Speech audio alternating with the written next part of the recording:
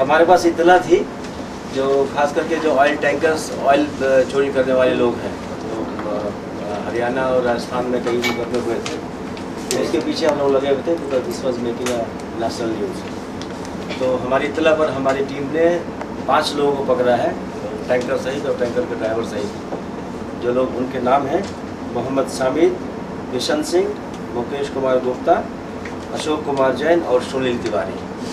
इन 5 को पकड़ा है मंगोलपुरी के इलाके से।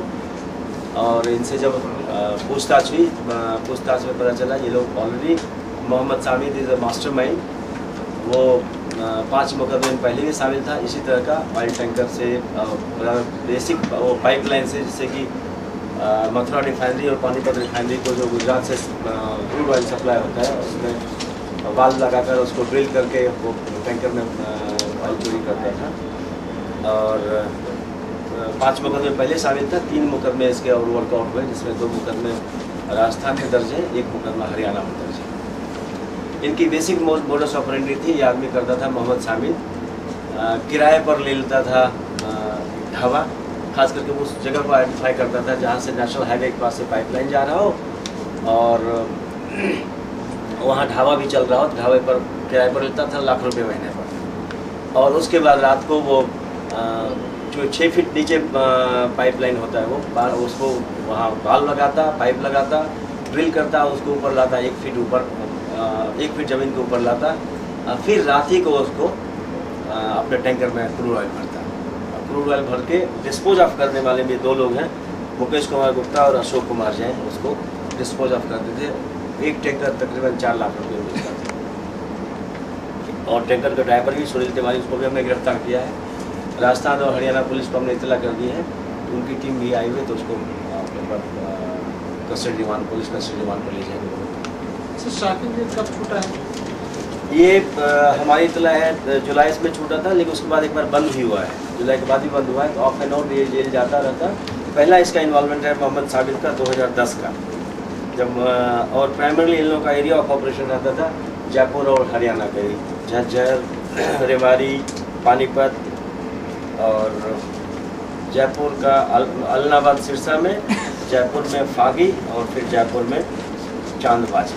सर ये लोग अब तक कितने ऑयल में कितने इन्होंने अभी तक ये लगा चुके हैं चूना किस तरह से, और इन लोगों का वास्तव से क्या इन लोग ढाबा को टारगेट करते हैं जहाँ पे ये पाइपलाइन गुजर रहा होता था, किस तरह से था थोड़ा सा वो ब्रीफ में मॉडल? ये ढाबा भी टारगेट करते थे। एक बात इन्होंने एक गोडाउन भी किराए पर लिया था, और अदर गोडाउन किराए पर लिया था, वहाँ से ऑलमोस्ट 170 फीट का लंबा पाइप लाइन बिछाकर गोडाउन तक ले गए थे। लेकिन वो कई बार खेती बाड़ी करने में 1 फीट नीचे ज़मीन का था, तो पाइप निकल गया, इनको गोडाउन छोड़ भागना पड़ा। अब तक कितने टैंकर इन्होंने चुराए हैं, क्या आइडिया बताएं?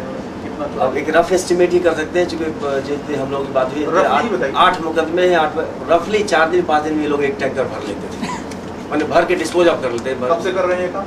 ये इनका पहला इन्वॉल्वमेंट है 2010 का। उसके बाद से कंटिन्यूअस 15/11/2010 का रफली कंटिन्यूसली कर रहा है। एक बार हमारे क्राइम ब्रांच में बंद हुआ है आर्म्स एक्ट में, फिर 11 और 12 में भी कर ही रहा है। 3 मुकदमे दर्ज हुए। होता क्या है, जो इसको इंडियन ऑयल कॉर्पोरेशन या कंपनी वाले आइडेंटिफाई तब करते हैं जब उनके कंट्रोल में प्रेशर में ड्रॉप होता है।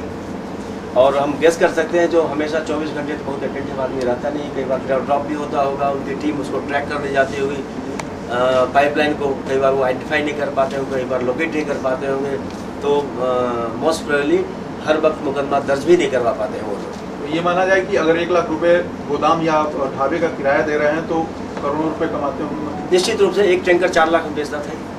सर आप लोग को कंप्लेंट किस तरह से मिली सर, ये चीज़ सामने कैसे है, किस तरह से पता लगा? ऑलरेडी जो राजस्थान में और हरियाणा में मुकदमा दर्ज था, तो कैसे डिस्पोज हुआ मामला की, मतलब कैसे सर, अगर हम इसे ब्रीफ करना चाहें तो कैसे हम बताएं कि ये कैसे पकड़े गए, किस तरह से उनको आप तक कैसे? हम लोग पास इतला थी, जो हम लोग इस पर वर्क कर रहे थे, जो इस तरह का अगर गैंग है, हालांकि दिल्ली में कोई मुकदमा नहीं था, लेकिन हम लोग का अपना नेटवर्क है, उसमें हमें था पता जिस तरह के लोग ऑयल टैंकर चोरी करने वाले या पाइपलाइन से क्रूड ऑयल चोरी करते हैं, तो उन लोगों को पाइपलाइन के पास सर सिक्योरिटी नहीं होती है क्या, कि इस तरह से पाइपलाइन तो brother this is almost 1000 kilometre pipeline, उसकी सिक्योरिटी करना तो फुल सिक्योरिटी हो भी नहीं सकती। उनकी सिक्योरिटी होती है, पेट्रोलिंग होती है, प्लस ये 6 फुट नीचे होती है ज़मीन की, तो उस पर तो उस तरह की पेट्रोलिंग की जरूरत भी नहीं होती।